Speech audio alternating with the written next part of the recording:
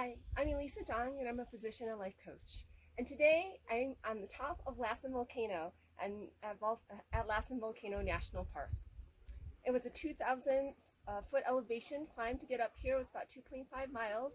And it took some work, but in all honesty, it was actually kind of easy. And the reason for that is because we followed the trail. There's lots of people who have gone up the hike before us and they laid the way. And so I knew that as long as we followed the trail, we were going to make it. As long as we didn't turn around and go back the other way, we were going to make it. As I was hiking, I was thinking a lot about the journey. In hiking up the mountain, there were times where actually we had to go down in order to go back up. There were many switchbacks. There were many times where we were veering not the most direct path and going back and forth. But eventually we got to our goal and we got to the summit.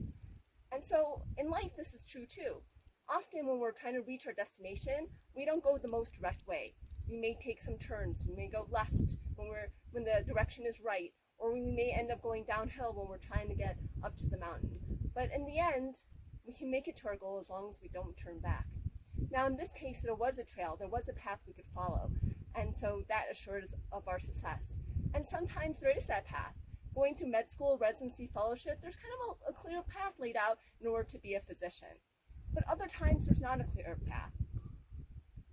I'm an avid hiker, and while it's been a while since I've been backcountry backpacking, I have forged trails on my own and gone into the real wilderness and just used a GPS and a map. This was before smartphones made it a lot easier to know exactly where you were, and we paved our way and made it through. And sometimes we were in the thick of it. Sometimes we actually had to just turn back around because we found ourselves in situations where we couldn't move forward.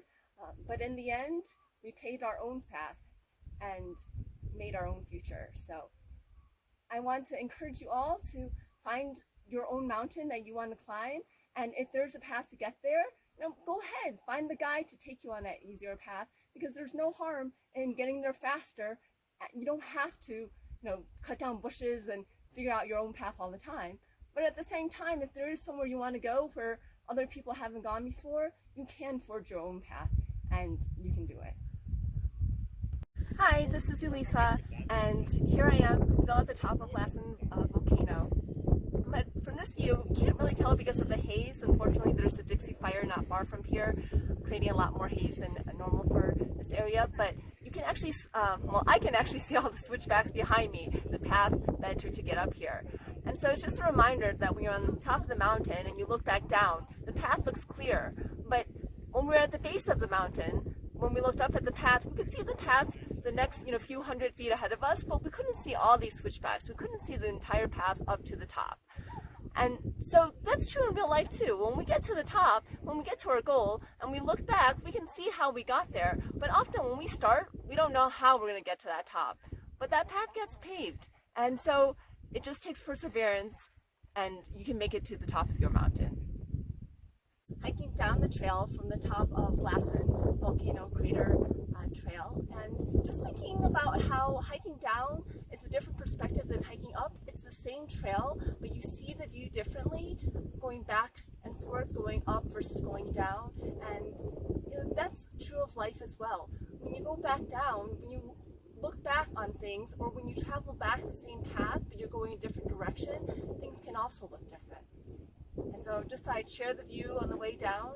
On the very beginning of the trail to go to the top of the volcano. And at this point in the trail, you can't even see the peak.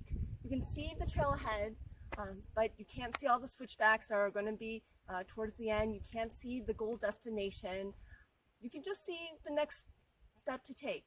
And so a lot of times when we begin a journey into a lofty goal, we don't even know exactly what that goal is. We don't have a clear picture of where we're going. But we do know the next step to take, and we can start taking that and just take step by step by step. And as we continue to climb the mountain, eventually the trees break away, the path becomes more clear, and it actually becomes easier. The goal becomes in sight.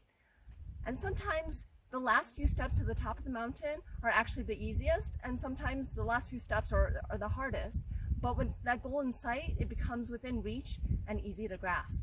But in the very beginning, it can feel a little hopeless. It can feel like, I don't know where I'm going. I don't know where the path is. But you can see at least what you need to do right now. See the next few steps And as long as you continue moving forward, you may end up taking a step back, you may end up taking a side path, you may have to track back, but as long as you have momentum and keep moving, eventually you're going to get to somewhere. So those are just some thoughts I'm leaving you with. If you'd like to learn more, please subscribe to this YouTube channel. I'll be posting a lot about my thoughts while I'm doing all this hiking. You can also learn more about me at my website, www.wealthymindsetmd.com. All right, see you in the next video.